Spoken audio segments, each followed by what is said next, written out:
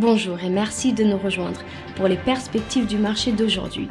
Thomas va nous rejoindre, puis la salle des marchés, pour nous parler des dernières évolutions. Thomas ? Le Bitcoin a encore plongé pour atteindre son plus bas niveau en 2 mois.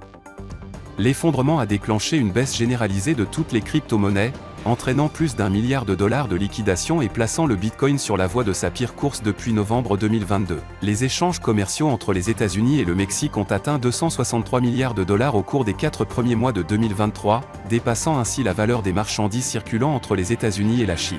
Les actions européennes ont légèrement augmenté après une déroute la semaine dernière, tandis que les rendements des obligations d'État ont poursuivi leur hausse, les prix du pétrole s'étant raffermis. La dernière session a vu les actions Alibaba augmenter de 1,2%.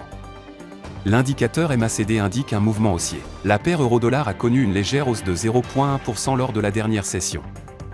L'indicateur Williams indique un mouvement baissier. La paire livre sterling-dollar a connu une légère correction haussière lors de la dernière session, augmentant de 0,1%.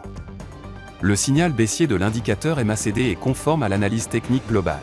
La paire dollar-australien-dollar s'est échangée latéralement lors de la dernière session.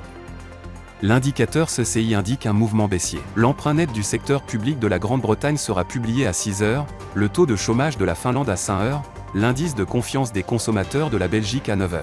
Les ventes de maisons existantes des États-Unis seront publiées à 14 h, l'indice Redbook des États-Unis à 12h55, le stock API hebdomadaire de pétrole brut des États-Unis à 20h30.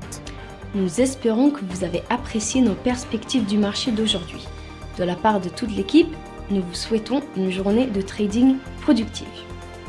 N'oubliez pas de nous rejoindre la prochaine fois pour toutes nos analyses des derniers événements et nouvelles sur les marchés financiers.